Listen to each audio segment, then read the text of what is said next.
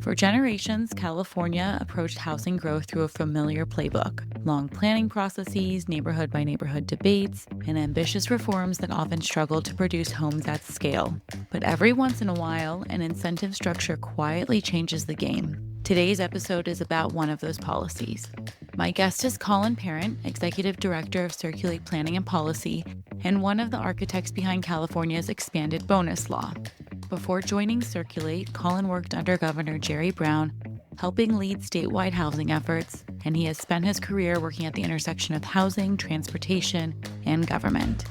In this conversation, we discuss Circulate's latest report evaluating bonus law's success and how this incentive-based approach has come to account for nearly half of all multifamily housing approvals in California. Whether you work in planning, development, public service, or simply care about the future of housing affordability, this episode offers a behind-the-scenes look at how an idea can grow from a local initiative into a statewide framework backed by an unusually broad coalition. I'm Kate Gasparo, and this is Building Better Cities. In my prep for today's session, I did pull up a 2013 article about you. I don't know if you know the one, but you have a very stoic picture associated with it. Yes, I hate the picture, but the article is otherwise not fine. So in that article, which was over 10 years ago now, you were described as a housing policy wonk. And that's when you became director of policy of the San Diego Housing Commission. You were just 32 at that time. But how did that label resonate with you then? And how does it resonate with you now that you lead Circulate, which is both housing and mobility policy? It was right after I had left the Jerry Brown administration from the Department of Housing to join the Housing Commission. I got recruited to do that. And it was definitely very flattering.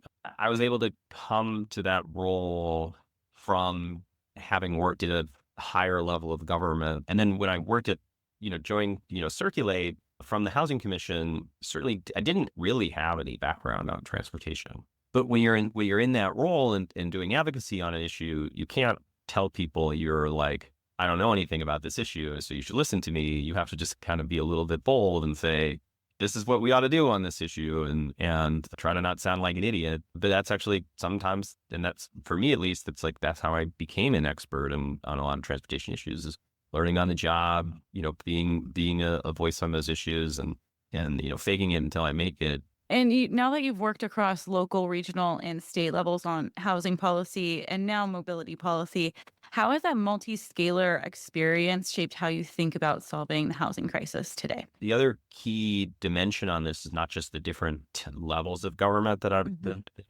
had an experience in, but also being an advocate outside of government, being someone who writes research around some of these things that are sort of external to roles in government. And so I think that what I think that it's contributed is a sense of pragmatism, that you really, it's tempting if you're working on the state to think that the real problem is local governments just need to do better, and that the real problem is not the state, it's all local governments. It turns out that really there's challenges that come from all directions, and that some of the well-meaning state policy just doesn't work when in application. And also, it's true in local governments that they might want to complain that the state's making them do a bunch of dumb things, but it's actually, no, some of the cities need to do a better job themselves. And I think it's helped me have a better understanding that everyone's trying to do their best job and everyone has really different perspectives, and you got to take that to heart.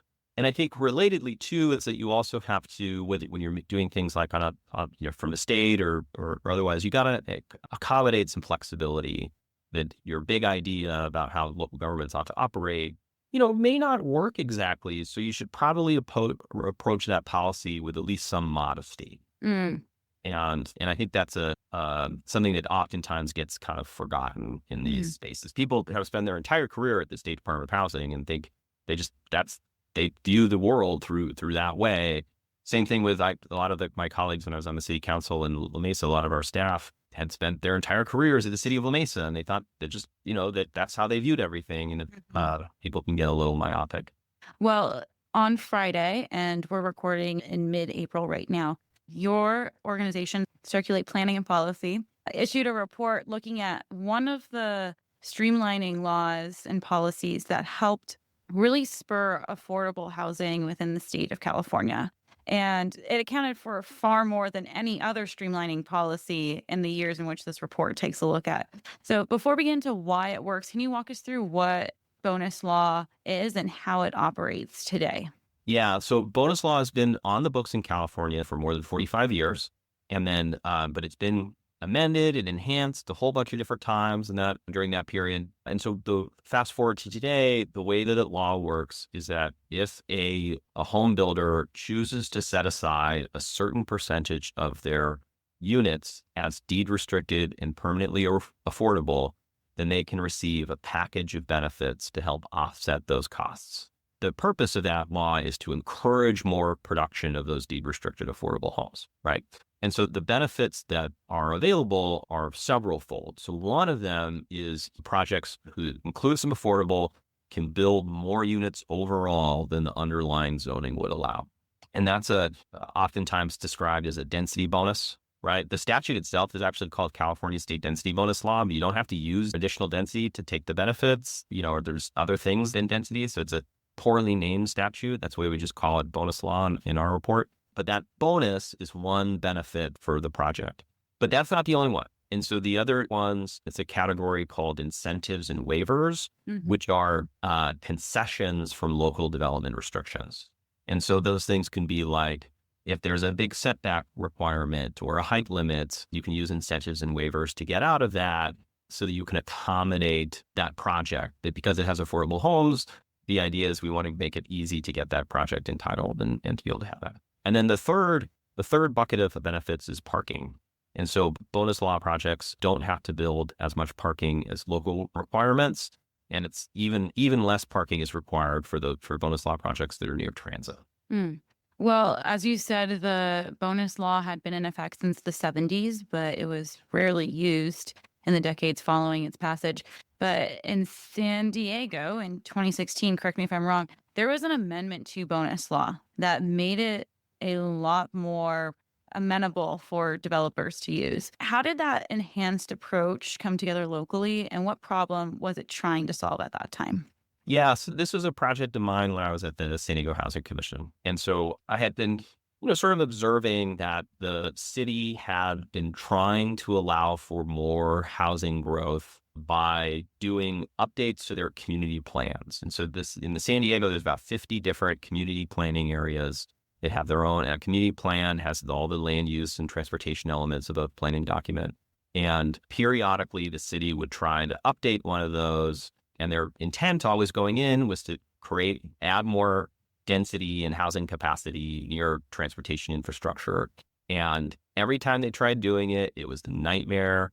People were mean about it. They were angry about it. And more often than not, the updates that actually got across the finish line after sometimes a decade of effort would oftentimes have no increase to density. And by the way, this was also after I had spent a fair amount of time working on a successful effort to raise this commercial linkage fee for commercial development. And so there was a bunch of people who were in the development industry who were mad at me and mad at the Housing Commission.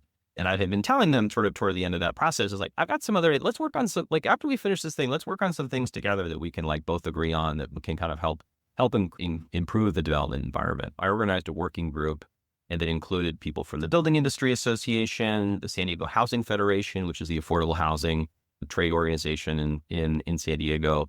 So architects, some developers, people who are really involved and expert in this. And what my proposal to them was that we sort of worked out was that why don't we take California's state density bonus law at the time said that if you built 11% of your units as affordable to very low income families, you could build a 35% bonus. And so what I pitched to them and what we ultimately recommended to the city was to increase that affordable from 11% to 15%, and then not to limit the bonus to 35%, but to 50%. And the idea being that this would be a way to further and create new incentives to build the affordable units and simultaneously make a programmatic citywide upzone of development capacity without having to go through the really difficult, contentious process of community plan by community plan updates. So we wrote that up. We had a series of meetings. There was a couple variety of other things in there, additional incentives, and was a part of it. And we proposed a name change as well. And I wrote it up in a memo, and we sent it to the city. And then like I left and joined Circulate. But the Mayor Faulkner's administration took that package of recommendations, formed its own working group with a lot of the same people, and brought a policy change to the city council reflecting those ratios. And they adopted it unanimously. Actually, in the course of their proposal, Circulate became one of the big champions for this. I certainly thought it was a good idea, right? Because it was my idea. Because of the nature of the benefits, that was good for affordable housing, good for the development community, good for the climate because it provided special benefits near transit. We were able to put together a broad cross-ideological coalition for it. So we had Circulate, a transit and housing organization. We had the Climate Action Campaign, who cares a lot about infill and fighting climate change.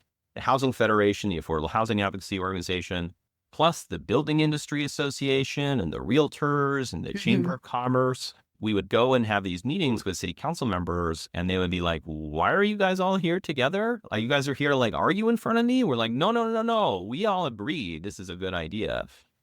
Here together. And it was very shocking to some of the decision makers that we were able to get groups like the Climate Action Campaign and the Chamber of Commerce just don't always agree. And they were all agreeing on these issues. And it made the political logic of supporting it much easier because there was really a consensus amongst the policy folks that this is something worth doing. In San Diego, at the point in time that this was approved, it seems that all of these groups came together, but the neighborhoods and their community planning process was sort of trumped by this policy. So what was the reaction from neighbors who felt like they had gone through this due diligence and they were trying to dictate what their own neighborhood wanted, and the city's coming in? Oftentimes we hear the narrative that the state comes in and trumps what the city wants, and here we have a microcosm of the city coming in to trump what the neighbors want. Can you sort of talk about that dynamic? Yeah. So, at the time, there was absolutely zero pushback. I mean, just zero. And the policy went first. Then there's a process in the city of San Diego for these citywide policy proposals. And the first step is to go to the Council of Community Planners, which is the heads of all the different community planning groups meet together and they weigh in on the city's proposals. And those guys, the community planning groups are oftentimes, anti-housing, anti-development folks. I mean, not all of them by any stretch, but, oftentimes they are the centers of that. And their chairpersons are oftentimes the leaders of that perspective. And so that's not usually a favorable environment, but they had some feedback, but people were okay with it. And then it went to the Planning Commission, and the Planning Commission thought it was great, and the City Council voted for it. And it's true today that there's more skepticism about that from some of those quarters, but at the time there just wasn't. And I do think that one of the reasons for that is that when policy like this is made in a broad way that impacts everyone in the same way and that doesn't pick winners and losers, if people are more comfortable with supporting those kinds of things, right? That's like kind of the opposite dynamic of a lot of planning decision-making processes, right? So when you go to the Uptown Community Planning Group and you say, we want to upzone your neighborhood and just your neighborhood, a lot of people are not happy about that. But that's different than going to that same community planning group and saying, hey, listen, everyone's going to be participating in this new program. And the purpose is to create affordable homes. And there's going to be more development capacity in your area, but it's not just you. Everyone's going to have some, and we're all in this together. And I think that people think intuitively and correctly that that's more fair. But I do think that approaching these kinds of things in a citywide basis or statewide, right? The similar dynamic makes it more palatable to folks. Most people don't really think about San Diego as a housing policy first city. There are other bigger cities in some respects in California that get a lot of attention, that being San Francisco and the Bay Area and then Los Angeles. How is it that San Diego in this case, and it seems like in many other cases, punches above its weight when it comes to housing policy? Yeah, I think. Well, I think that San Diego's reputation is on housing has really grown. I think appropriately. There is certainly more media attention and advocate attention to the Bay Area and to LA because they are, there's greater concentrations of media coverage in those areas. They're a little more top of mind to a lot of folks. But San Diego, I think, is like the numbers are San Diego is like ahead of Bay Area and LA in terms of like meeting their housing production goals, way ahead. I think there's a growing recognition that San Diego has been a center of excellence on these sorts of things. How we got here is a mix, though. I think part of it is that our organization, Circulate, has been really at the forefront of being loud in the press and in public conversations about the need to build more homes. And it come at that from a relatively progressive perspective, right? We're not saying this, we need more homes because I want developers to get more wealthy. We're saying, no, we need more homes so that homes can be more affordable to more people. And we're saying that loud and very public ways, before anyone knew what a YIMBY movement was, right? And that helped change some of the dialogue. I think there's some other factors too that, I think we had a bipartisan nature in our city. We had a Republican mayor for a long time, Kevin Faulkner, who was, really center right and, not a fire breather, but also not a Democrat. And so he could call out the Democrats for doing dumb things in ways that currently, one party rule is hard to see as often, right? And he was certainly pro-growth and pro-business and pro-housing. And so he made efforts on that. And it allowed for things like a bipartisan consensus around like things like bonus law updates that are just, maybe just a little more challenging to do when there's just only one sort of perspective that's in the, and I say this is like an admission against interest. Like I'm a partisan Democrat. I've served as a Democratic elected official. I'm pro-Democrats, but I do think that the purple nature of our city for much of the last decade contributed in some meaningful fashion to us adopting better housing policy. Well, it seems that sort of shined through in how San Diego was able to augment the bonus law in 2016, because the report really speaks to this, but San Diego did pioneer it, is that it's not an everything bagel, right? Like it's not trying to do everything for everyone. And in the Democratic Party, it seems that an everything bagel has been on the menu for quite some time. And San Diego might have gotten this right a decade earlier than we've had this everything bagel conversation. So before I dive down too deep into the food metaphor, can you just take it away and speak to that component of the policy and also the report? I think probably all of your listeners know what the everything bagel is, the Ezra Klein concept that, well-intentioned public policies have so many different requirements on them that they sort of become unworkable and you can't actually do the good thing that you wanted to do. And so that's bad. And so some people have suggested, well, the alternative to an everything bagel is a plain bagel, where you just allow for the good thing and you don't give anyone anything in return, right? I think that's fine if you can find the votes to do that, but that's just not often the way that it works. And so a lot of times the successful policy efforts are somewhere in between. And I like to call that the poppy bagel, right? So it's like, you got some bagel toppings, you're going to give away some things, but just not too much, And so in the case of bonus law, you get all these benefits, but you do have to give something. You have to give the affordable units, right? And those are very expensive. And so if you acquire so many affordable units that it no longer makes sense to use the policy, then no one will use the policy and you won't get any affordable units at all, right? And so what the Poppy Bagel approach to that is you sort of calculate how many affordable units can you really require and still make it a win-win so that people choose to use the program and choose to build those affordable units. The way that the policy works is you build a certain amount of affordable, you get a certain amount of benefits. But if you build more affordable, you get more benefits, and there's a sliding scale. And if you just follow the scale in the statute, in the ratio, you would end up in order to get a 50% bonus, you'd have to build 17% affordable, very low income. But then we did some math and have some folks run some pro forma analyses, and we found that you actually, if you required 17% of very low income in order to get that 50% bonus, it actually would be worse than building the current status quo, which is 11% affordable to get a 35% bonus. So that 17 for 50 ratio just didn't make sense. And so we updated that ratio, got the city council to agree to the 15 for 50 ratio, because the numbers showed that was the sort of the maximum you could require in order to get people to choose to use the program. And so that was just a fairly simple analysis, right?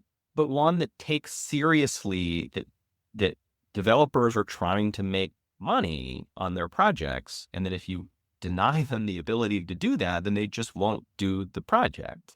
And so we're very careful about structuring that, and it showed. And then once it was adopted in San Diego, it worked, and it sort of proved our expectations in our calculations.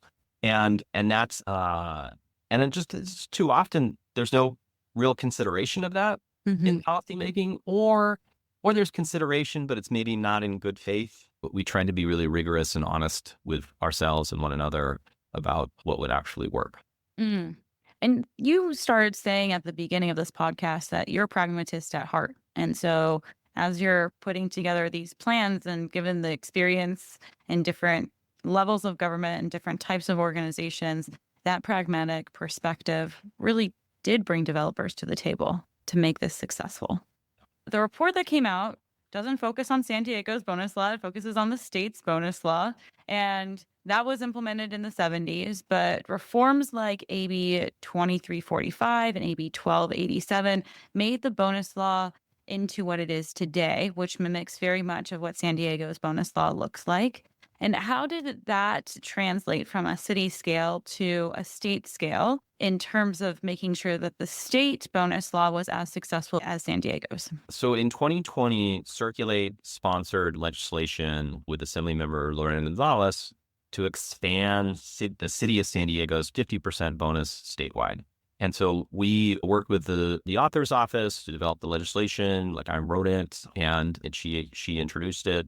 And it, at least initially, just like mirrored San Diego's policy. And there was a couple of amendments to it, but more or less, for the most part, it survived. And this is actually, I guess I'll step back for a second. After San Diego's policy was adopted, Circulate had done some research, but they published some research showing the impact of San Diego's enhancements. And we were able to demonstrate that there really was a substantial growth in the use of the policy. And we could come to the then assembly member and say, listen, this really worked. It created more market rate homes, which we need, and she supported. But it also created a whole bunch more deed-restricted affordable homes, which she also supports. And one of the things we talked about a little bit in the report is that some of the advocates for more affordable housing wanted us to have a 17% affordability requirement for the same reasons that we initially thought about doing that in San Diego ourselves, because that's the way the statute kind of naturally reads. And so we really had to really show some pro forma analyses and really, help people understand that if we went to that 17%, it wouldn't mean more affordable housing. It would, perhaps counterintuitively result in less affordable housing, because no one would take advantage of that policy. And so the folks who were pushing for it really, they're very earnestly trying to achieve more affordable units. I got where they're coming from. I agreed with their goal, but we had to push back hard to say that, yeah, you're not going to accomplish that goal with that proposal. And we didn't win over a lot of those advocates. A lot of those folks who won that 17% were mad that we won, but we were able to persuade the assembly members and the senators that no, this really has to be like this. If we really want to achieve some actual outcomes, we're going to have to be serious about the math here. That's very helpful to know and sort of understand how the story evolved. It was at first gut checked in San Diego, did this 15% work, and then, made possible at the state level following Circulate's report.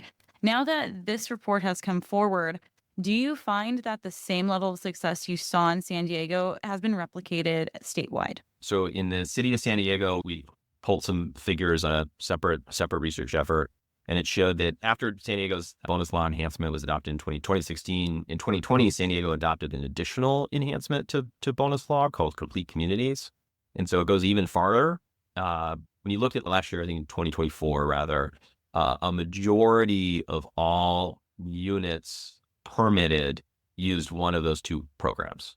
So most of San Diego's housing production uses one of these bonus programs, right? And so that's pretty great, and really I think, a validation of our efforts and shows what, could really work. And then last year statewide, it was only 47% of all multifamily approvals in California used bonus law. So it's a little bit less. It's not quite as successful elsewhere as it is in San Diego, but it's catching up. And it wouldn't surprise me if they start to equalize. But one other thing sort of related to that, Kate, though, is that we see in the data there's an increase in the use of bonus law over time, even when there's no substantial policy change. And so what that suggests is that it just takes some time for the development industry to figure out how to use it. It takes some time for cities to appreciate what their obligations are. And so it wouldn't surprise me that if over time, the rest of California starts using it at the same levels as San Diego, just because people kind of work out the kinks. Oh, that makes total sense that this is an upward trend. And as people become more familiar, we'll see more use of the law. The other point, which was referenced in the report, is that some projects that would qualify for bonus law didn't opt in to use it. What is driving that? And what does it reveal about how the policy works in practice? Yeah. So bonus law is an optional program, right? So even if it makes all the sense in the world for a home builder to use it, they don't have to. They don't want to, right? And so sometimes a project, but some of the things that are not optional in a lot of cities are inclusionary housing policies, right? And so you'll have some projects that have some affordable units in them that are they didn't put the affordable units in because of bonus law, but because they have an inclusionary housing obligation. But the way the bonus law is structured is it says that if you have some of those inclusionary units, you are eligible for all the benefits of bonus law. And what we found in the data is that a fairly large number, like 25, 30% of projects that have enough affordable units to qualify don't choose to use bonus law. And that's very strange. It's like, it's not like it doesn't make sense. Like, you should use it, right? Even if you're not going to add any more density, like you want some of the incentives and waivers, you want something, right? And they're not using it. And that's curious. One reason potentially is just the zoning's perfect. They actually don't need anything. That's hard to imagine that happens very frequently. Right. But what we've heard from talking to some home builders is they will tell us that in some circumstances, in some jurisdictions, they're afraid to use it because they're afraid that if they use it, the jurisdiction will retaliate against them for using it. So the idea being here that, like, let's say you got a project that's zoned for 100 units, you're building some inclusionary on it. You think that you can get the planning commission to sign off on that, right? Now, if you use bonus law, you could build 150 units or 200.